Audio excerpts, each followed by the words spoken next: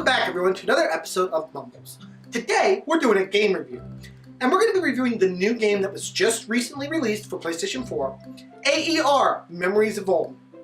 Now what the heck is this game? And can it live up to that journey type of a mentality, type of a vibe, type of a score? Is it that kind of game? Is it that capable? I'm about to tell you, my boys. So, AER, Memories of Old, is a exploration game. Now, the main thing about this game that sets it apart from other exploration platformer type games is that in this game, you are a shapeshifter. When you're outside of the caverns and caves and all that other stuff, you can fly like an eagle through the sea. I'm sorry. But you can fly like an eagle and you can soar. I'm sorry. There's just no other way to describe it. I mean, when you think of that, okay. But anyway, so basically you turn into a bird and you can fly throughout the land and explore that way. Now, let's get into the meat and bones of this game. Now, first off, starting with the graphics. The graphics in this game are actually very pretty. When you're on the islands, when we're not on the islands, but when you're soaring through the air and flying through clouds and just enjoying yourself, this game is beautiful. It's like polygons, but it's like so pretty. And you'll see that in the video that I'm showing you right now. It's a really pretty game. It's a very relaxing game. Now to add to this, the soundtrack.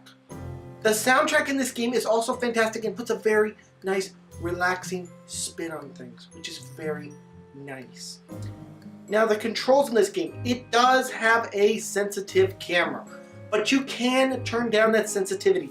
So overall, the controls are nice, but you may have to turn down the camera. I know I did, just so you can move around a little bit better, because when you start out, that camera is touchy as hell. So now that we've talked about all that other stuff, let's talk about the gameplay itself. What makes AER? What makes it that way? As I've already told you, I've told you about the flying. Now this game is journey-like. There are things you have to solve, little mini puzzles. They're not anything that's gonna, break your mind or anything. There are little mini puzzles you can solve. And overall, this game is just a game about explorations and following, the main story of the game. There is a little bit of exploration you can do on the side, but for the most part, you're going to want to follow the main story in this game, because at times finding things on these little islands throughout the sky can be rather difficult. Story-wise in this game, there is a main objective. Your main character is on a pilgrimage, and this is a pilgrimage that almost everybody uptakes at some point in their life. It is your turn now. And so you must visit these 3 temples and learn about what is going on. I'm not going to spoil it as to what happens or what might occur, but I am going to say you have to explore these 3 temples, solve their secrets, and figure out what is going on in the world. So really, gameplay-wise, this game, when you're in caverns, you are basically on a basic platformer. When you're outside of caverns and caves, you are in a flying simulator, basically. That is how this game works. But it is so pretty. It is a very nice, relaxing game. But this game does have some problems. So now we got to move on to the cons. And I got a couple. And it kind of hurt me a little bit to have to give these cons. First off, the lack of direction in this game is incredible. Now, when I first started playing this game, I really got caught up in the, you're looking around, you're like, oh, everything is so pretty. Oh, I can fly through clouds. Oh, I can fly around. Oh, I can fly through water. Oh, I can land here. I can explore this island. Oh, I can do this. Oh, I can do that. You can do all kinds of stuff. And then when you get over that shock, you're kind of like, where am I supposed to go now? And the game doesn't really give you any direction if you're not paying attention. When you talk to people, like for example, when you get out of the first cave, there's someone there that you talk to. Now he will tell you where to go. But by the time that I got to the point where I was ready to advance and stop exploring, I didn't know where to go. I remembered him saying something about a lighthouse. And I was like, okay, lighthouse. And I'm looking around for a lighthouse, and I could never find it. Finally, I did find it, but this game doesn't give you any direction other than meaningless dialogue that if you're not paying attention to and thinking about 100% of the time, you will forget where you're supposed to go. So that is a big con in my opinion.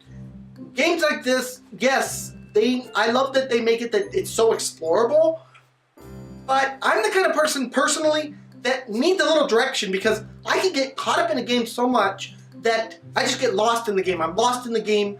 I'm in the game. I'm exploring the game. I feel the game. And when I feel the game, you know, I don't think about, oh, what is my next quest? That is not always on top of my mind. That goes to the back of my mind and I'm thinking about, oh, look at the pretty colors. You know what I mean? I just get starstruck by things in the game. And that's a good thing in a game, but there has to be a system that reminds you, oh, this is the main objective. Oh, this is what you're doing. It has to be able to get you back on track. And AER really fails to do that, unfortunately. Now, another con to this game is it is rather short. Now, 4 hours approximately, and that is just if you march straight through it, straight through the story, don't do any exploring. If you do some exploring on the side, that time will go up a little bit, which, you know, is a good thing. So, those are the two cons that I really have for this game. So, let me just get on to what the score is for this game. So, I'm going to give AER a 7 out of 10, guys. 7 out of 10. If it had a little bit things, if they implemented the changes, I feel like it could be an 8 out of 10 game. But in its current state, it is only a 7 out of 10. It is not as good as Journey, but it is still a great game. So please check it out. Yeah, that's my review of AER. I hope you guys all enjoyed it. Please check it out. It's a really cool game. Even with the flaws, it is a very cool game. If you like exploration games and you don't get lost like Mumbles and bumble around all over the place, then you're going to love this game. Anyways, guys, this has been another episode of Mumbles. I want to thank y'all so much for joining me. Please smack that subscribe button, smack the like button, smack all those buttons. And I will see you guys all in the next video. Bye-bye, everyone. Take care.